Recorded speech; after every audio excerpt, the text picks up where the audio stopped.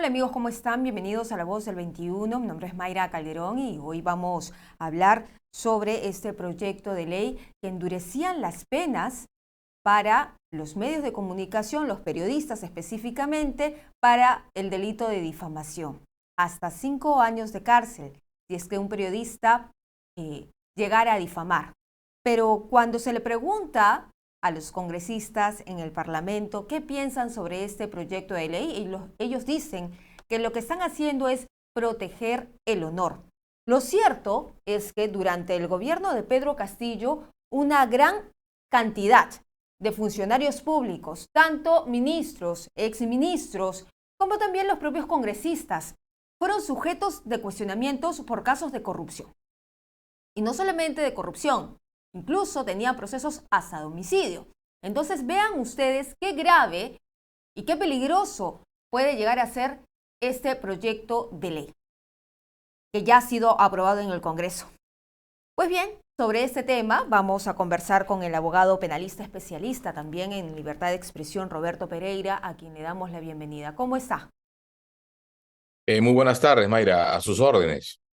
¿Qué significa este proyecto de ley que ha sido aprobado en el Congreso de la República, que endurece incluso las penas por difamación contra los periodistas, básicamente?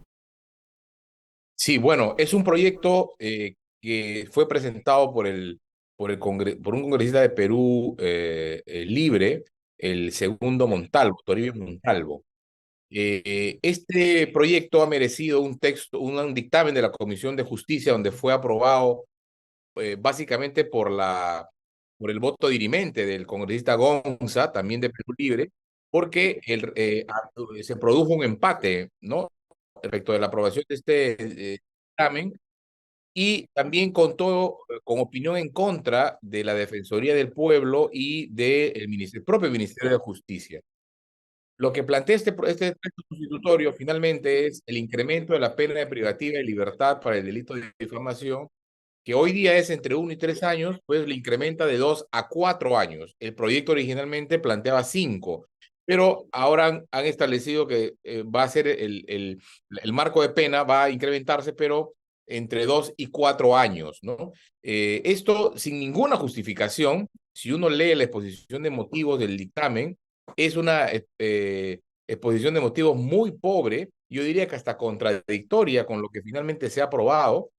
Introduce además reformas innecesarias, precisando los tipos penales de que además de la pena corresponde el pago de reparación civil cuando eso ya está previsto en el ordenamiento desde siempre, ¿no? Y yo creo que la intención que está detrás es enviar un mensaje de amedrentamiento a la prensa, porque efectivamente en algún punto de la exposición de motivos, los que señalan es que efectivamente lo que se pretende es corregir estos tipos penales, que no corrige nada, la verdad, simplemente incrementa la pena y agrega cuestiones innecesarias, pero con un énfasis que hacen en los medios de comunicación. No lo dicen expresamente, no señalan expresamente qué casos, pero dicen que los medios de comunicación vienen afectando el honor de las personas, el honor personal y familiar. Y ya sabemos, ¿no?, qué es lo que ha venido haciendo la prensa en este tiempo. Lo que ha venido haciendo la prensa en este tiempo es denunciar actos irregulares cometidos por políticos que tienen representación en el Congreso o por los propios congresistas en su actuación parlamentaria o a propósito de su actuación parlamentaria. De manera tal que está clarísima la intención acá de enviar un mensaje de amedrentamiento a los periodistas, a la prensa, incrementando este rango de pena del delito de difamación, que es ciertamente un delito que, si bien está destinado a proteger el honor, está en permanente tensión con la libertad de expresión, porque el supuesto que han agravado la pena tiene que ver con el ejercicio de la libertad de expresión a través de los medios de comunicación social. No les preocupa el honor de las personas, que por lo demás no está en riesgo y está suficientemente protegido. Lo que les preocupa es que la prensa los fiscalice y denuncie actos irregulares en su actuación pública, ¿no?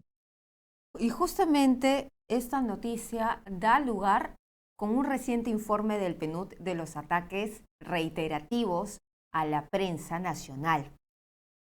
Y esto da cuenta de que nuestros funcionarios públicos, los políticos, los padres de la patria, no están respetando la labor que les es incómoda, que hacen los periodistas. Sobre esto en específico, ¿qué peligros o qué puertas giratorias se están abriendo?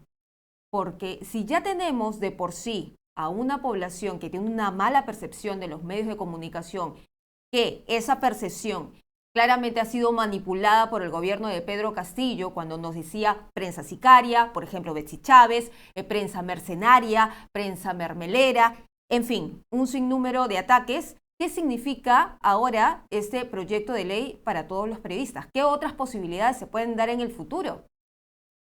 Bueno, yo creo que esto se inscribe en un proceso ya que tiene hace algún tiempo y que se activa cada cierto tiempo en el Congreso de desmontar todo el marco jurídico de garantía que tiene la libertad de expresión y que protege sin duda el trabajo periodístico, ¿no? Hay varios proyectos que están en Congreso. Uno de estos era este que se acaba de aprobar en primera votación, pero hay otro también donde se plantea el incremento de las penas para el delito de difamación. Hay otro que exige la colegiación a periodistas para como una requisito para ejercer la labor periodística. Y hay otros proyectos más que están dando vueltas por el Congreso, pero todos ellos dirigidos a debilitar el marco jurídico, el estatuto de garantía que tiene el ejercicio de la libertad de expresión que tanto ha costado construir durante todo este tiempo, ¿no? Entonces, y lo hacen porque sienten que la prensa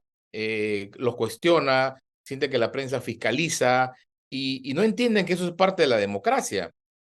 Si uno voluntariamente elige ser un funcionario público, ser un congresista, un alcalde o intervenir en política, tiene que asumir que va a ser criticado por la prensa, ¿no?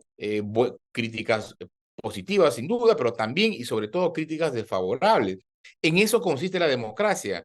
Los políticos en el Perú no entienden esta cuestión tan elemental del funcionamiento de la democracia y entonces se comportan como actores antidemocráticos porque lo que quieren es desmontar estas garantías del trabajo periodístico para amenazar con cárcel, para mantener al periodista procesado, ¿no? En una situación donde le distrae de su actividad periodística para ocuparlo más bien en estar defendiéndose, en gastar recursos, tiempo, y de esa manera generar un efecto de autocensura de que para que la prensa o los periodistas la piensen dos veces antes de iniciar una investigación o de denunciar actos irregulares por parte de los políticos. Yo creo que eso es un proceso que se explica única y exclusivamente por el carácter no democrático de los actores políticos que tenemos en el Perú.